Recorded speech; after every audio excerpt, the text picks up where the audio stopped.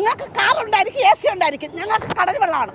ഞങ്ങൾക്ക് ആ ഉപ്പുവെള്ളത്തിലെ രുചിയാണ് ഞങ്ങളുടെ ജീവിതം. ഇന്ന് ഞങ്ങൾ ഇത്രയും കുടുംബങ്ങൾ ഇന്ന് പതറിയാണ്. ഒരു തല ചാച്ച് കിടക്കാൻ ഞങ്ങൾക്ക് ഇടമില്ലാതെ.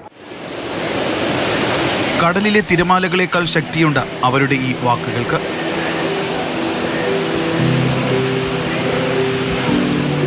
അധികാരവർഗത്തോടുള്ള പ്രതിഷേധമാണ് ഓരോ വാക്കിലും.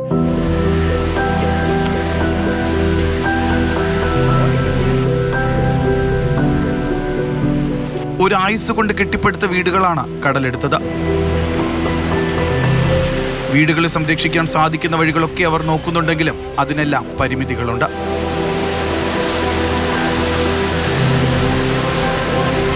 ഇന്നലെ വരെയും ഓരോ ഉദ്യോഗസ്ഥരും ഓരോ ഡിപ്പാർട്ട്മെൻറ്റിലുള്ളവരും വന്നു.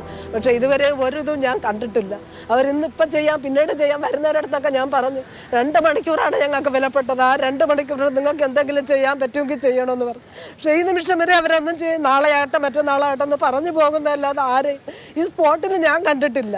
മക്കൾ തന്നെയാണ് നിന്ന് ഇതുവരെ ചെയ്തു പോകുന്നത്. പക്ഷെ അവർക്കുള്ളതാണെങ്കിലും നമ്മൾ എന്തെങ്കിലുമൊക്കെ കൊടുക്കണം.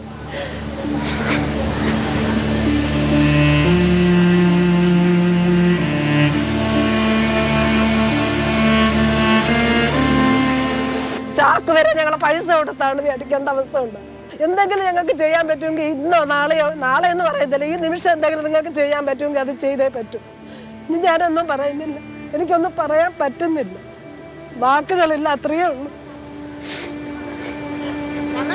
ഞായറാഴ്ച മുതൽ നിൽക്കുന്നതാണ്, ഞായറാഴ്ച മുതൽ.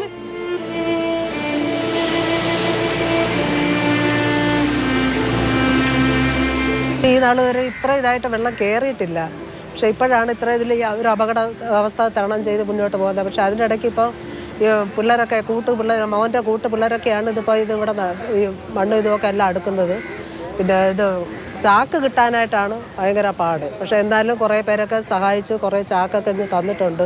പക്ഷെ അവർക്ക് എന്തെങ്കിലും നമ്മൾ തിന്നേയും കുടിക്കാനൊക്കെ കൊടുക്കണ്ടേ അവർക്ക്, അതിനുള്ള ഒരു ഇതുപോലെ ഇല്ലാത്ത അവസ്ഥയിലാണ് ഇപ്പോൾ. മാത്രമല്ല ഇപ്പം അതിനേക്കാളേറെ ഒന്നിൽ ഗവൺമെൻറ്റിൻ്റെ ഭാഗത്തു നിന്ന് ഇത് സംരക്ഷിക്കേണ്ട എന്തെങ്കിലും ഒരു സംവിധാനം ഉണ്ടാക്കണം. അതല്ല എങ്കിൽ ഞങ്ങൾക്ക് ഇനി വരും കാലങ്ങളിൽ ചിലപ്പോൾ ഇതിനേക്കാൾ രൂക്ഷമാകാനാണ് സാധ്യത എന്നാണ് തോന്നുന്നത്. ഈ നാളിതുവരെ ഇത്ര ഇതിൽ കയറിയിട്ടില്ല. പക്ഷേ ഇപ്പോൾ ഈ വീടിൻ്റെ അവസ്ഥ ഇപ്പോൾ ഒരു ശോചനീയ അവസ്ഥയിലാണ് ഇപ്പോൾ നിൽക്കുന്നത്. ജീവൻ പണയം വെച്ച് കടലിനോട് മല്ലിട്ടുണ്ടാക്കിയെടുത്തതല്ല കടൽ തന്നെ എടുത്തു. ഈ മണ്ണിൽ അവർക്ക് സുരക്ഷ ഒരുക്കേണ്ടത് അധികാരികളാണ്. അതിന് സാധിച്ചില്ല എങ്കിൽ അവരെ സ്ഥിരമായി മാറ്റിപ്പാർപ്പിക്കാനെങ്കിലും മുൻകൈ എടുക്കണം. രതീഷ് വെൺപകലിനൊപ്പം ജിബിൻ JB, മാതൃഭൂമി ന്യൂസ്, തിരുവനന്തപുരം.